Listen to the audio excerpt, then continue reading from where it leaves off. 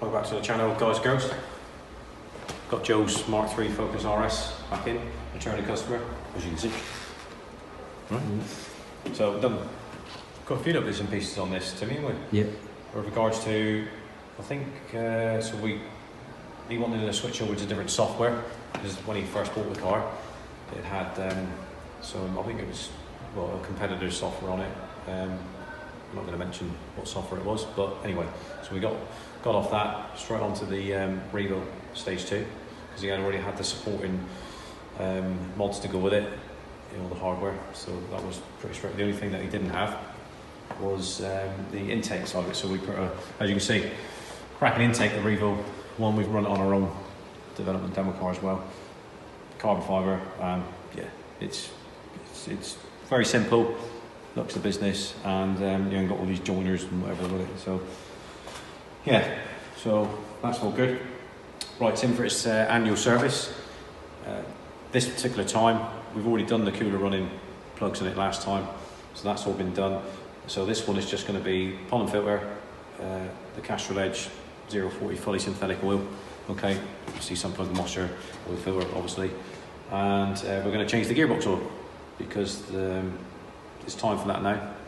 He's not aware of if it's been done at all, so we're going to do that. So we use the Castrol 75W fully synthetic, which is what's recommended. We put that in all the STs and RSs, to be honest.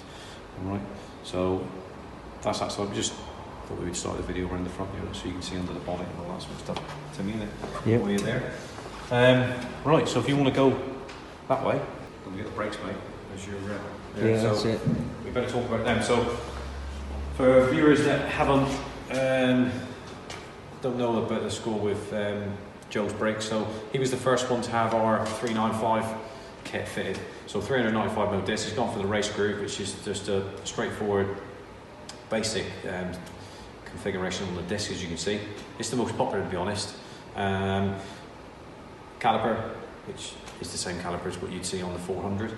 All right, that's all powder coated, as you can see. It's, you know, the braking force on that is immense. It's pretty much the same as the 400. It's just that you can't fit a 400mm disc in behind that original Forge wheel from Ford.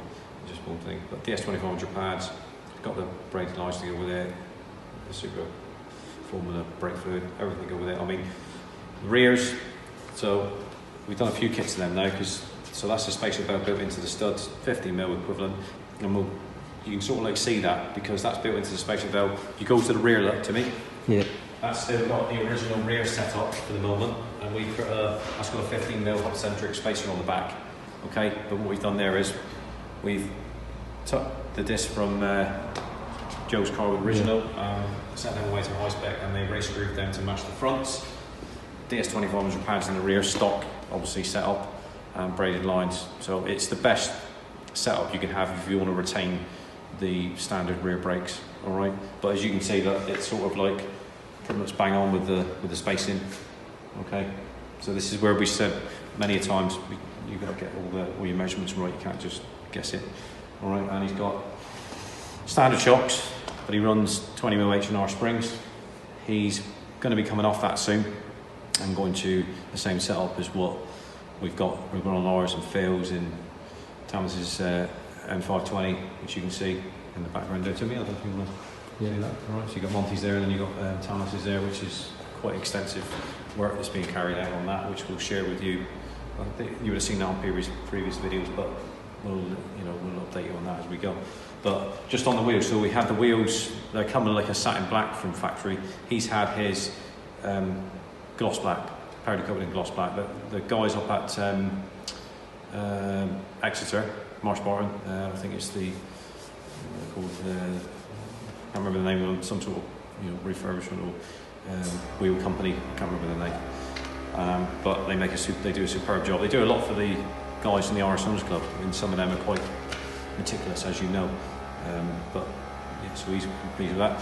So on the road to there, Timmy.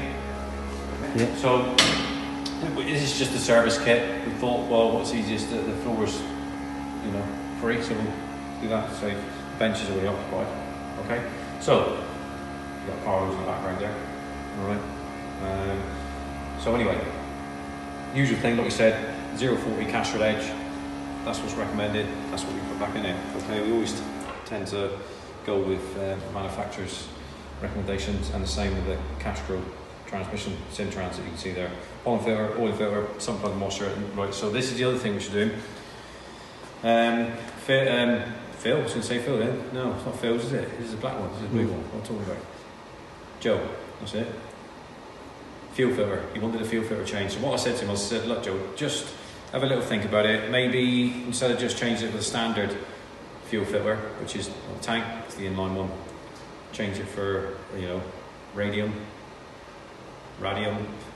yeah, uprated one. Okay, now what that gives you is, I mean, they've done various tests on it. You can only go by the data that they've shown you, but effectively that's a high flow fuel filter, a bit like you get a high flow air filter, don't you? Yeah. That allows all the air to flow much cleaner, much faster.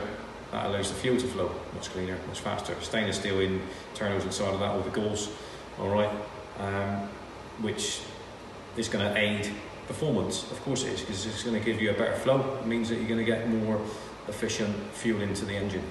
All right, so we'll be putting one of these on. This will be the first one that Joe's having the first one. There's one to go on Tamas's, there's one to go on ours, one to go on Phil. So we'll be fitting a lot of these. All right, so but we'll see what it's like to me, won't it? Yeah. Have a go at fitting it, see how it fits. I'm sure that it will be all pretty much spot on. And that's it really. It's just just thought I would share that with you. But Joe's got lots and lots of plans what he wants to do with it. He does drive the car hard, doesn't mess around in it. Okay, but so the car's in with us for maintenance and, you know, the annual service. So it's not his daily. So we've dropped it off. You know, dropped it off to us and left it outside. You know, as people, we're not able to tell people about this, but there's no contact with any customers or, as we said before, any parts people. Not at all. Everything's done over the phone, and everybody stay safe. Then everything's sanitised, and the usual procedure. I don't need to explain that. I've obviously explained it before, but we stayed in it. Even though things have eased up a bit, we're still carrying on. Our procedure is the same as it was before. Yeah, so our procedure stays the same.